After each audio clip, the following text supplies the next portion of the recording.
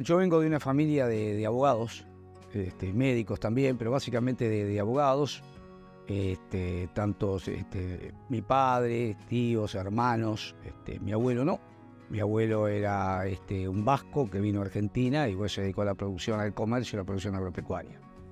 En ese sentido, realmente mi vocación viene un poco de leer el diario La Nación. Empecé a ver las columnas de economía, después se derivó en otras cuestiones, veía de alguna manera también los ofrecimientos en esa época de puestos de trabajo y eran muy requeridos los contadores también. Entonces, por eso, porque la vocación de contador es un poco extraña si hay una vocación en sí a ser contador, ¿no? Lo que a mí me animó fue ese mundo, ¿no es cierto? Ese mundo de la economía. En principio me gusta casi más la economía que la contabilidad, si bien no hice licenciatura en economía, sí amplié después algunos conocimientos en economía, pero la participación fue esa, me entusiasmó el mundo de los negocios y el mundo de la práctica comercial. Y en ese sentido, digo, una de las profesiones más afín en ese caso era, como decimos lo que vimos en el interior, vamos a Buenos Aires o vamos a La Plata a estudiar. Yo decidí ir a Buenos Aires a estudiar. Mi abuelo era productor agropecuario, también tenía comercio y fue productor agropecuario, básicamente con tambo. Después mi tío y mi padre continuaron, además de sus profesiones, continuaron con esto. Bueno, yo eso lo empecé a tomar, a absorber, a ser parte del negocio. Por supuesto que era el contador de ellos. Después fallece mi padre, fallece mi tío también. Y por otro lado, ya en mi caso particular, en 1979, ya me incorporé a la Sociedad Rural de Suipacha. Mi hermano también estaba, mi hermano fue 10 años presidente.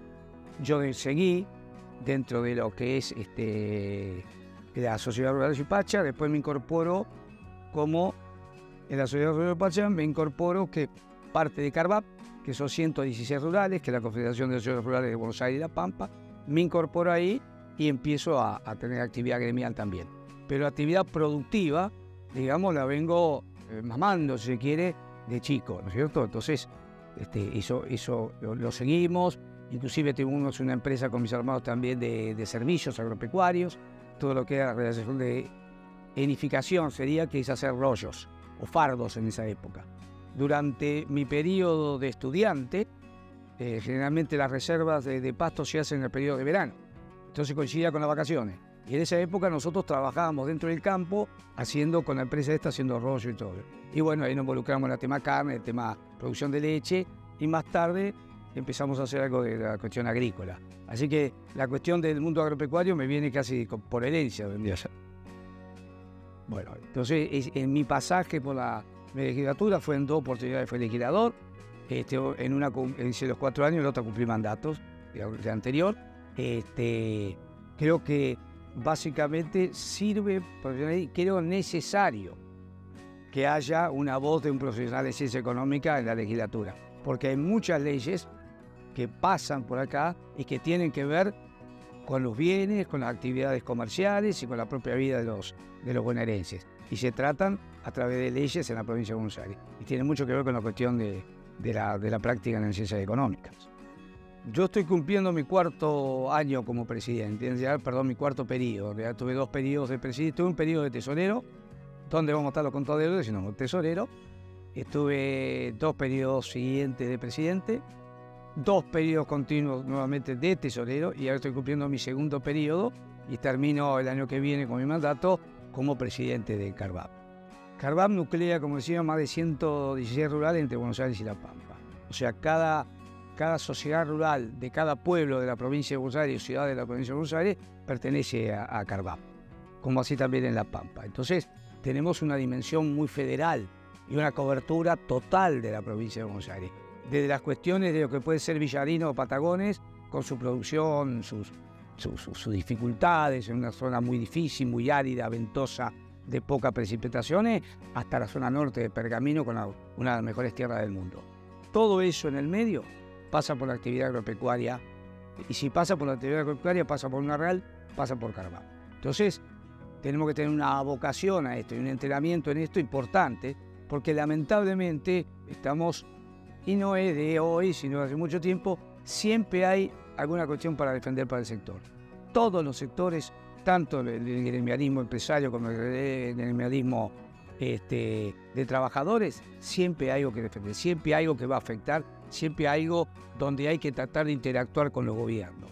Bueno, eso se trata de Carvajal, de una representación en principio, una representación gremial. Para diferenciar un poco, no somos una entidad técnica. Hay entidades como AOCREA, APRESID, son técnicas, se abocan a lo que es la producción en sí.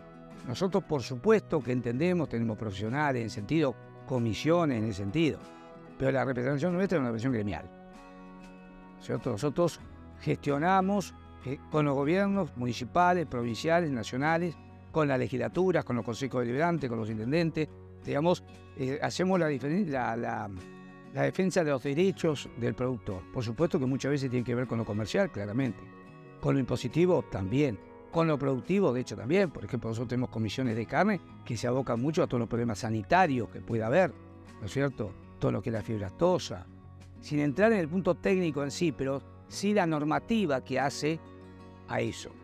Y en eso está abocado Carvajal. Es plenamente la defensa de los derechos de los productores, ¿no es cierto?, desde 1932.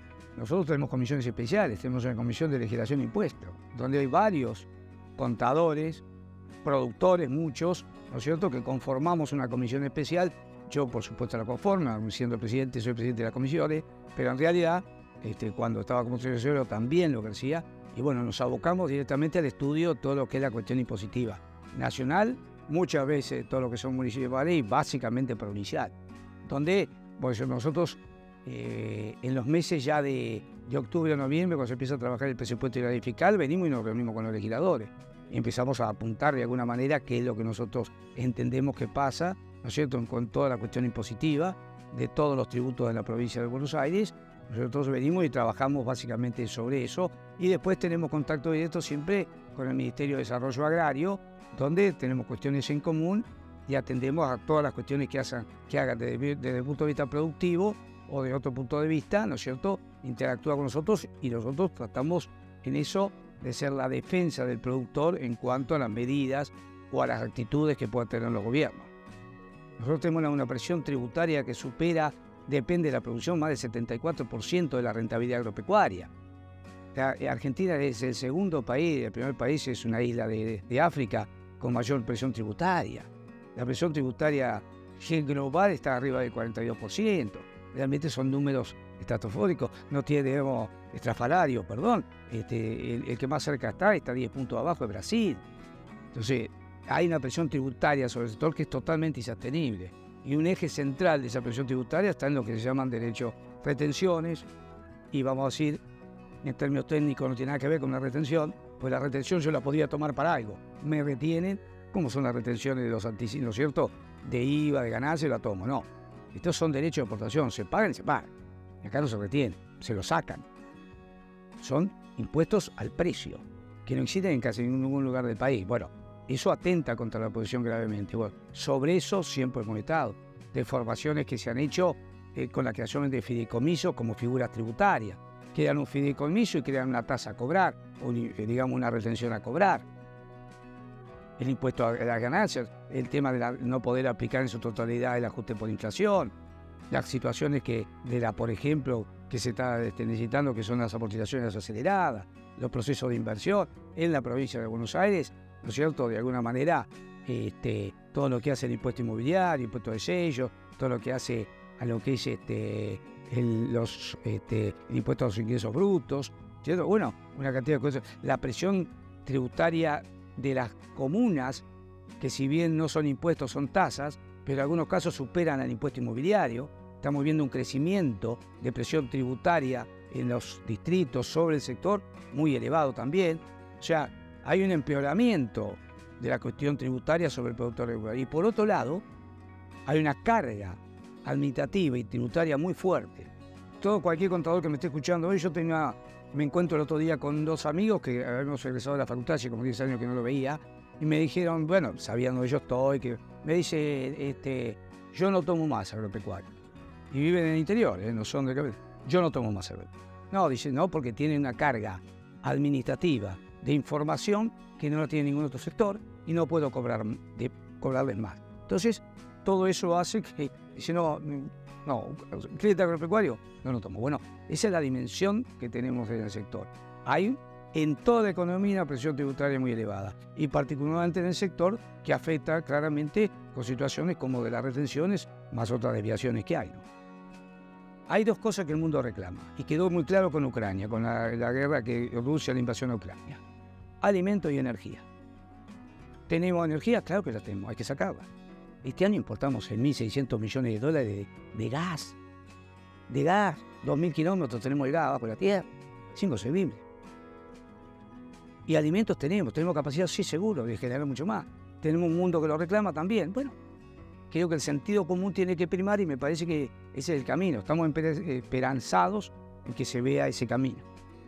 Un contador para andar bien con un productor agropecuario, más si generalmente somos todos con lo que vivimos en el interior, creo que se tiene que involucrar un poco en la producción. No digo que se ponga a criar vacas, pero involucrarse, leer un poco, porque la producción agropecuaria tiene muchas aristas distintas, ¿no es cierto? Y situaciones que no son comunes. Usted toma el ambiente comercial, más allá de la producción del que hace chapa con el que hace bicicleta, pero más simplemente, sacando la producción, las comercializaciones son muy similares. Las compras, las ventas son muy similares. Cuando usted toma un productor agropecuario, primero que toma un riesgo climático, que los demás no lo tienen. Podemos tener una seca como esta, podemos tener una inundación o podemos tener un año fenomenal.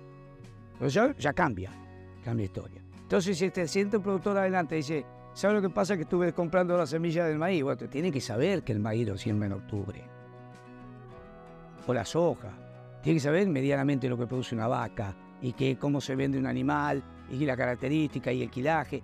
Yo digo que se capaciten en eso porque el productor siempre necesita algo más o quiere hablar con alguien que entienda ese lenguaje. Y como es tan distinta esa producción a las otras, por ahí el contador, y de hecho, yo cuando estudié de política agropecuaria no veíamos nada. Todos los ejercicios contables impositivos era todo sobre comercio o industria. Lo digo y lo peleo a muerte, era así. Alguna vez algo del impuesto, de la evaluación, de la hacienda, pero allá como una cosa rara, porque es rara como se evalúa la hacienda, nada más. El tema de las cementeras, una cantidad de cuestiones muy, no sé ahora, estoy hablando de viejo. Era muy light todo. Entonces salíamos con un entrenamiento y veíamos yo porque venía del sector. Pero mi socio, que no era del sector, claro, venía y me llamaba, che, pero yo ve que este cliente vino no sé cuántas terneras, qué sé yo, cómo es. Creo que la empatía con el cliente y la necesidad para poder asesorarlo bien es tratar de involucrarse un poco en eso. Hoy creo que también lo que tiene que haber, que ahora lo veo un poco más frío, para hacer un cargo a los más jóvenes, es en la charla con el cliente. El cliente a veces viene a charlar, somos medio psicólogos en algunas cosas. A mí me están asesorando hasta cuestiones familiares, me pregunto. Y es así, ve el profesional y viene a charlar y capaz que hay que prestarle oreja porque hasta tuvo un problema personal, que no tiene nada que ver, porque viene y dice, vos sabés que choqué el auto y el seguro. Y yo digo, ¿qué me venía a mí con el auto, el seguro? O sea, hay que buscar esa empatía. Y hoy es más frío la cosa. Lo veo por el ejercicio. El profesional joven, no, pum, le dice, ya está esto, sí, ya está. Creo que hay que buscar más empatía, buscar de alguna manera una empatía más con el cliente, hacerlo sentir más cómodo, no la cuestión fría solamente. Porque busca el cliente ese tipo de cuestiones. No sé si ser amigo o no del cliente, seguramente no es una mitad, pero claramente uno por ahí se va a sentir más cerca, más cómodo y le va a servir en el ejercicio de la profesión. Reprodigital.com.ar, revista del Consejo Profesional de Ciencias Económicas de la Provincia de Buenos Aires y su Caja de Seguridad Social.